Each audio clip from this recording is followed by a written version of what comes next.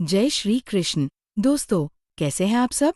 उम्मीद करती हूँ कि आप सब हमेशा खुश, स्वस्थ और राधा रानी जी की कृपा से सुखी होंगे। स्वागत है आप सबका ऑब्सेस्ड फॉर यू के एक और नए और रोमांचक एपिसोड में। अगर आपने पिछला एपिसोड अभी तक नहीं सुना तो पहले उसे जरूर सुनिए, क्योंकि इस कहानी का हर एपिसोड अपने साथ एक नया राज, एक नई उलझन और एक नया एहसास लेकर आता है। और दोस्तों, आज के एपिसोड के अंत में मैं आपसे एक छोटा सा सवाल भी पूछूंगी, इसलिए एपिसोड को आखिर तक जरूर सुनिए। तो चलिए, बिना किसी देरी के सबसे पहले सुनते हैं पिछले एपिसोड का एक छोटा सा रिकैप।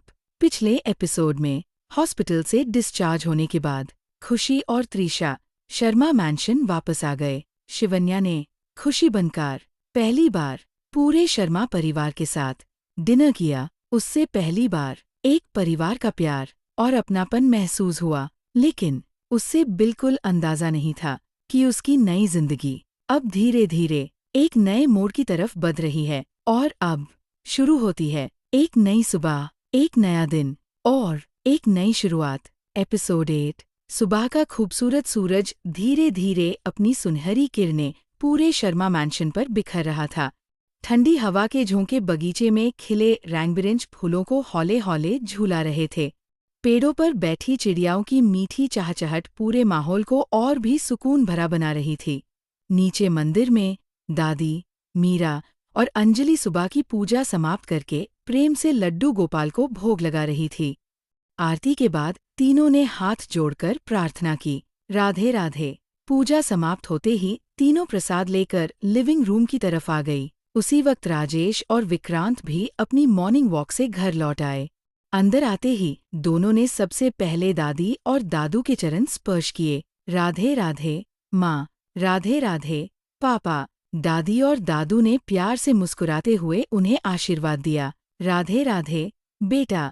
कुछ ही देर बाद अर्जुन और रोहन भी अपनी मॉर्निंग एक्सरसाइज खत्म करके अंदर आए। सोफा पर बैठते ही अर्जुन ने मुस्कुराते हुए पूछा, माँ, आज नाश्ता जल्दी मिल जाएगा ना? रोहन उसकी तरफ देखकर हंस पड़ा। एक्सरसाइज से ज्यादा तुझे हमेशा नस्ते पड़ी रहती है। अर्जुन ने भी हेस्ट हुए जवाब दिया। खाली पेट एक्सरसाइज का मजा ही नहीं आता। उन दोनों की बातें सुनकर सबके चेहरे पर हल्की सी मुस्कान आ गई। तभी सीढ़ियों से त्रिशा नीचे आई। सबको देखते ही उसने प्यार से कहा, राधे राधे। सबने भी मुस्कुराकर जवाब दिया, राधे राधे। तभी मीरा की नजर अनजाने में सीढ़ियों की तरफ गई। उन्होंने घड़ी देखी और हल्का सा हैरा होते हुए कहा, आज खुशी अभी तक नीचे नहीं आई? त्रिशा ने भी घड़ी की तरफ देखा। हाँ माँ, मैं देख कर आती हूँ। इतना कहकर वो सीढ़ियों की तरफ बढ़ गई। और दूसरी तरफ सेकंड फ्लोर के बीच वाले कमरे में अभी भी एक अलग ही दुनिया चल रही थी। दूसरी तरफ सेकंड फ्लोर के बीच वाले कमरे में अभी भी गहरी खामोशी छाई हुई थी। बेड के पास रखा अलार्म लगातार बज रहा था। ट्रिंग ट्रिंग ट्रिंग। खुशी ने नींद में ही हाथ बढ़कर अलार्म बंद कर दिया और फिर से करवट बदलने लगी। लेकिन अगले ही पाल धाप आह, वो सीधा बेड से नीचे गिर पड़ी। 2 पाल तक वो वैसे ही फ्लोर पर बैठी रही। फिर अपना सिर सहलते हुए हल्की सी मुस्कुराई। मन ही मन शिवन्या बोली, हे कान्हा जी, गुड मॉर्निंग। लगता है आपको मेरी सुबह की एंट्री ऐसे ही पसंद है। रोज कहीं ना कहीं गिरा ही देते हो। ये सोचकर वो खुद ही हंस पड़ी। फिर मुस्कुराते हुए बोली, वैसे थैंक यू। अलार्म बज गया, वरना आज तो पक्का लेट हो जाती। ये कहकर वो धीरे से खादी हुई। उसकी नज़र बेड की तरफ गई। बेडशीट पूरी तरह सिकुड़ चुकी थी। ब्लैंकेट का आधा हिस्सा बेड पर था और बाकी आधा नीचे लटक रहा था। तकिया भी फ्लोर पर पड़ा हुआ था। शिवन्या ने एक बार पूरे कमरे का हाल देखा, फिर कंधे उचकटे हुए मुस्कुराकर बोली, रहने देते हैं, वापस आकर सब ठीक कर लूंगी। पहले फ्रेश हो लेती हूँ। इतना कहकर वो मुस्कुराते हुए वॉशरूम की तरफ चली गई। कुछ ही देर बाद खुशी फ्रेश होकर वॉशरूम से बाहर आई। उसने टॉवल से अपना चेहरा हल्के हल्के पोंछा और सीधा वार्डरोब के सामने जाकर खादी हो गई। उसने धीरे से वार्डरोब खोला। अंदर एक से बढ़कर एक सुंदर कुर्तियाँ, सलवार सूट्स और अलग अलग रंगों के दुपट्टे बेढी संभल कर रखे हुए द। शिवन्या ने एक कुर्ती निकाली। 2 पाल तक उसे देखा, फिर वापस रख दी। उसने दूसरी निकाली, लेकिन वो भी पसंद नहीं आई। फिर तीसरी और फिर चौथी, लेकिन उसका मन किसी भी ड्रेस पर नहीं टिक रहा था। मन ही मन शिवन्या बोली, हे कान्हा जी, खुशी को एथनिक वेयर कितना पसंद है, और एक मैं हूँ जिसे जीन्स और टॉप के बिना चैन ही नहीं आता। ये सोचते हुए उसने वार्डरोब के एक कोने की तरफ हाथ बढ़ाया। वहाँ फोल्ड करके राखी हुई एक लाइट ब्लू जीन्स और एक सिंपल व्हाइट टॉप रखा हुआ था। उन्हें देखते ही उसकी आंखें चमक उठी। आर वाह, ये हुई ना बात। उसने बिना देर किए जीन्स और टॉप निकाल लिया। कपड़े बदलने के बाद जैसे ही वो मिरर के सामने आई, उसकी नज़र अपनी लंबी छोटी पर पड़ी। उसने धीरे से अपनी छोटी खोल दी। पाल भर में उसके घने रेशम जैसे काले बाल कमर से भी काफी नीचे तक लहरते हुए बिखर गए। मिरर में खुद को देखते ही शिवन्या की आंखें हैरानी से बड़ी हो गई। हे कान्हा जी, खुशी के इतने लंबे बाल और इतनी खूबसूरत आंखें, मैंने तो कल ध्यान ही नहीं दिया। 2 पाल तक वो बस खुद को मिरर में देखती ही रह गई। फिर हल्की सी मुस्कुराकर बोली, सच में खुशी, तुम बहुत सुंदर हो। ये कहकर उसने छोटी बनाने की कोशिश की। 1 बार, 2 बार, 3 बार, लेकिन हर बार बाल उसके हाथों से फिसौल गए। आखिर में उसने हार मानकर एक गहरी सांस ली। हे कान्हा जी, मुझसे ना ये लंबी छोटी बिल्कुल नहीं बनेगी। पिछली जिंदगी में भी मैं तो बस पोनीटेल ही बनती थी। लगता है आज खुले बालों से ही काम चलना पड़ेगा। ये कहकर उसने अपने बालों को हल्के से संवारा। मिरर में एक बार फिर खुद को देखा और हल्की सी मुस्कुराई। मिरर में एक बार फिर खुद को देखते ही शिवन्या कुछ पाल के लिए खामोश रह गई। उसकी नज़र अपने ही चेहरे पर थम सी गई। दूध जैसा निखरा हुआ गोरा रंग बिना किसी मेकअप के ही चमक रहा था। उसकी बड़ी बड़ी हल्की हरी पन्ना जैसी आंखें, जैसे अनमेन हजारों बातें छुपी हो। लंबी और घनी पलकें उन आंखों की खूबसूरती को और भी बढ़ा रही थी। सीधी और नाजुक सी नाक, गुलाबी होठ और चेहरे पर बिखरी वो मासूमियत जो एक बार देखने वाले को भी पाल भर के लिए रुकने पर मजबूर कर दे। खुले हुए रेशम जैसे घने काले बाल जो कमर से काफी नीचे तक लहरते हुए आ रहे थे, उसकी खूबसूरती में 4 चांद लगा रहे थे। शिवन्या खुद को मिरर में देखकर मुस्कुराए बिना ना रह सकी। हे कान्हा जी, खुशी तो सच में बहुत ही सुंदर है, फिर भी इतनी सिंपल, इतनी शांत। अगर मैं इसकी जगह होती तो शायद रोज नए नए हेयर स्टाइल्स ट्राई करती। ये सोचकर वो खुद ही हंस पड़ी। फिर उसने मिरर के सामने एक बार गोल गोल घूमकर खुद को देखा। बिल्कुल परफेक्ट। ये कहकर उसने अपना बैग उठाया और रूम से बाहर निकलने के लिए दरवाजे की तरफ बढ़ गई। त्रिशा जैसे ही खुशी को जगाने के लिए सीढ़ियों की तरफ कदम बढ़ाने लगी।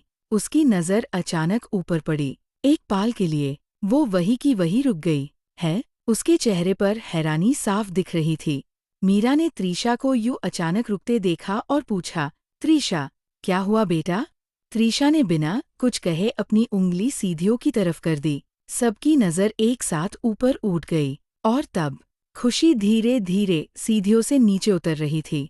उसने लाइट ब्लू जीन्स और सिंपल व्हाइट टॉप पहना हुआ था। उसके खुले हुए लंबे घने काले बाल कमर से काफी नीचे तक लहरते हुए आ रहे थे। बिना स्पेक्स के उसकी बड़ी हरी आंखें और भी ज्यादा खूबसूरत लग रही थी।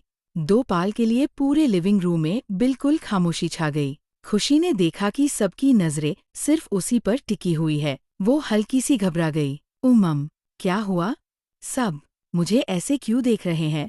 खुशी धीरे धीरे सीढ़ियों से नीचे उतर आई। लिविंग रूम में मौजूद सबकी नजर अनजाने में ही उस पर थम सी गई। 2 पाल के लिए जैसे सब बस उसे ही देखते रह गए। खुशी ने एक नज़र सबके चेहरों पर डाली, फिर हल्की सी मुस्कुराकर पूछा, क्या हुआ? सब मुझे ऐसे क्यों देख रहे हैं? उसकी बात सुनकर सब जैसे अपनी सोच से बाहर आ गए। त्रिशा हल्की सी हंस पड़ी और बोली, कुछ नहीं, बस आज तुमने अपना स्टाइल थोड़ा बदल लिया ना, इसलिए हम सब एक पाल के लिए हैरान रह गए। अर्जुन भी मुस्कुराया। सच कहूँ, ये चेंज तुम पर बहुत अच्छा लग रहा है। मीरा ने भी प्यार से मुस्कुराते हुए कहा, हाँ, बहुत प्यारी लग रही हो। खुशी ने बस हल्की सी मुस्कुराकर सबकी बात सुनी। थैंक यू, मीरा मुस्कुराते हुए बोली। अच्छा, अब सब ब्रेकफास्ट के लिए डाइनिंग टेबल पर चलो। उनकी बात सुनते ही सब एक एक करके डाइनिंग हॉल की तरफ बढ़ने लगे। खुशी भी सबके साथ चल दी। डाइनिंग टेबल पर पहले से ही गर्मा गर्म आलू के पराठे, पोहा, इडली, नारियल की चटनी और ताजे फलों का जूस बेहद प्यार से सजाया गया था। सब अपनी अपनी जगह पर बैठ गए। खुशी की नज़र एक बार पूरे डाइनिंग टेबल पर पड़ी। इतने सारे स्वादिष्ट नाश्ते को देखते ही उसकी आंखें हल्की सी चमक उठी। मन ही मन शिवन्या बोली, हे कान्हा जी, सुबह सुबह इतना सारा ब्रेकफास्ट? लगता है आज तो मज़ा आ जाएगा। ये सोचकर उसके होठों पर अनजाने में ही एक प्यारी सी मुस्कान आ गई। खुशी की नज़र सबसे पहले गर्मा-गर्म आलू के पराठों पर पड़ी, फिर उसने पोहा देखा और उसके बाद इडली। मन ही मन शिवन्या बोली, हे कान्हा जी, आज तो ब्रेकफास्ट हाई मिनी फीस्ट लग रहा है, सब कुछ खाने का मन कर रहा है। ये सोचकर जैसे ही उसने पराठा उठाने के लिए हाथ बढ़ाया, तभी मीरा ने प्यार से उसका हाथ रोक लिया। खुशी, डॉक्टर ने अभी कुछ दिन तक हल्का खाना खाने को कहा है। ये कहकर उन्होंने उसके सामने एक वेजिटेबल सैंडविच और एक ग्लास फ्रेश फ्रूट जूस रख दिया। खुशी ने पहले सैंडविच को देखा, फिर पराठों की तरफ और फिर दोबारा अपनी प्लेट की तरफ। मन ही मन शिवन्या बोली, हे कान्हा जी, ये ना मेरे साथ ही होता है। जब भी कुछ टेस्टी दिखता है, तभी हेल्दी खाना मेरे सामने आ जाता है। ये सोचकर वो खुद ही हल्की सी मुस्कुराई। ठीक है, आज के लिए हेल्दी हाई सही। ये कहकर उसने सैंडविच का पहला बाइट लिया। तभी अर्जुन मुस्कुराते हुए बोला, देखा, माँ से आज तक कोई नहीं जीत पाया। उसकी बात सुनकर सब हल्की सी हंस पड़े। खुशी भी मुस्कुराए बिना न रह सकी। कुछ ही देर में सबका ब्रेकफास्ट खत्म हो गया। मीरा और अंजलि डाइनिंग टेबल समेटने लगी। राजेश ने अपनी घड़ी पर एक नज़र डाली, फिर शांत आवाज में बोले, विक्रांत, रोहन, चले, मीटिंग का टाइम हो रहा है। जी भैया, विक्रांत ने मुस्कुराकर जवाब दिया। रोहन ने भी अपना लैपटॉप बैग उठाया और सीधा खड़ा हो गया। राजेश दादू और दादी के पास गए। राधे राधे, दादू ने मुस्कुराते हुए कहा। राधे राधे, दिन शुभ हो। राजेश ने हल्का सा सिर झुककर उनका आशीर्वाद लिया। फिर वो विक्रांत और रोहन के साथ घर से बाहर निकल गए। दूसरी तरफ अर्जुन ने अपनी कार की उंगलियों पर घूमते हुए कहा, त्रिशा, मैं निकल रहा हूँ। तुम आ रही हो या फिर आज भी लेट एंट्री मारोगी? त्रिशा ने मुंह बनाकर जवाब दिया, भाई, मैं बस 5 मिनट में आई। अर्जुन हल्की सी हंसी के साथ बोला, तुम्हारे 5 मिनट मतलब 15 मिनट। ये सुनकर सबके चेहरे पर मुस्कान आ गई। अर्जुन हेस्ट हुए बाहर निकल गया। त्रिशा भी तैयार होने के लिए अपने रूम की तरफ चली गई। लिविंग रूम में अब सिर्फ खुशी, दादू, दादी, मीरा और अंजलि ही बचे थे। कुछ ही देर बाद अर्जुन, त्रिशा और खुशी कॉलेज पहुंच गए। अर्जुन ने पार्किंग एरिया में अपनी कार पार्क की। तीनों कार से नीचे भर आए। कॉलेज कैंपस में हर तरफ स्टूडेंट्स की भीड़ थी। कहीं दोस्त मिलकर बातें कर रहे थे, तो कहीं कोई जल्दी जल्दी अपनी क्लास की तरफ जा रहा था। त्रिशा ने अपना बैग संभलते हुए खुशी की तरफ देखा। खुशी, मैं चलती हूँ, ब्रेक में मिलते हैं। खुशी मुस्कुराकर बोली, ठीक है दीदी। अर्जुन ने भी अपना बैग कंधे पर डालते हुए कहा, और तुम सीधा क्लास जाना, इधर उधर घूमने की जरूरत नहीं, समझी? खुशी ने मासूम सा चेहरा बनाकर जवाब दिया, जी भाई। अर्जुन ने एक बार उसे शक भरी नजरों से देखा। ठीक है। ये कहकर अर्जुन और त्रिशा अपने अपने डिपार्टमेंट की तरफ चल दिए। शिवन्या भी अपनी क्लास की तरफ कदम बढ़ाने लगी, लेकिन वो सिर्फ 2 कदम ही चली थी कि अचानक उसकी नज़र पार्किंग के एक कोने में खादी एक ब्लैक स्पोर्ट्स बाइक पर पड़ी। उसके कदम अपने आप वही रुक गए। उसकी आंखें एकदम चमक उठी। खुशी ने आसमान की तरह एक नजर डालते हुए बोली, हे कान्हा जी, ये बाइक कितनी खूबसूरत है। लगता है किसी बाइक लवर की जान होगी। ये केटी ही वो अनजाने में उस बाइक की तरफ खींची चली गई। खुशी के कदम जैसे अपने आप उस ब्लैक स्पोर्ट्स बाइक की तरफ बढ़ने लगे। जितना वो उसके करीब जा रही थी, उतनी ही उसकी आंखों की चमक बढ़ती जा रही थी। बाइक बिल्कुल नई जैसी चमक रही थी। उसका गहरा ब्लैक कलर सूरज की किरणों में और भी रॉय लग रहा था। शिवन्या उसके बिल्कुल सामने जाकर रुक गई। 2 पल तक वो बस उस बाइक को देखती ही रह गई। फिर हल्की सी मुस्कुराकर बोली, हे कान्हा जी, आपको तो पता ही है ना, मुझे बाइक्स कितनी पसंद है। काश बस एक ही बार आईएसी चलाने का मौका मिल जाए। प्रॉमिस, सिर्फ एक राउंड, उसके बाद मैं खुद ही इसके ओनर को थैंक यू बोल दूंगी। ये कहकर उसने बड़े प्यार से बाइक के मिरर को हल्के से छू लिया। उसके चेहरे पर एक छोटे बच्चे जैसी मासूम खुशी साफ नजर आ रही थी। यूज बिल्कुल भी एहसास नहीं था कि उससे कुछ ही दूर पार्किंग के दूसरे कोने में एक लड़का फोन पर बात कर रहा था। जैसे ही उसके कानून में खुशी की आवाज पड़ी, वो एक पल के लिए खामोश हो गया। उसकी आवाज जैसे ही उस लड़के के कानून तक पहुंची, वो एक पल के लिए खामोश हो गया। फोन के दूसरी तरफ से आवाज आई, हेलो सिर, आर यू देयर? लेकिन उसका ध्यान अब फोन पर नहीं, बल्कि उस लड़की की बातों पर था। उसने एक बार अपनी बाइक की तरफ देखा, फिर उस आवाज की तरफ। शांत आवाज में बोला, आई कॉल यू लेटर। इतना कहकर उसने कॉल कट कर दिया, फोन को पॉकेट में रखा और धीरे धीरे अपनी बाइक की तरफ बढ़ने लगा। इधर शिवन्या को अभी भी किसी के आने का बिल्कुल एहसास नहीं था। वो अब भी बाइक को देखते हुए मुस्कुराकर बोली, हे कान्हा जी, एक बात बताओ, अगर मेरी भी ऐसी बाइक होती ना, मैं रोज सुबह शाम सिर्फ राइड ही करती। कितना लकी होगा ना इस बाइक का ओनर। जो भी होगा उसकी चॉइस तो एक नंबर है। ये कहकर वो खुद ही हल्की सी हंस पड़ी। तभी उसके बिल्कुल पीछे से एक गहरी और शांत आवाज सुनाई दी, लकी। खुशी एकदम से चौंक गई। उसका दिल एक पल के लिए तेज धड़कने लगा।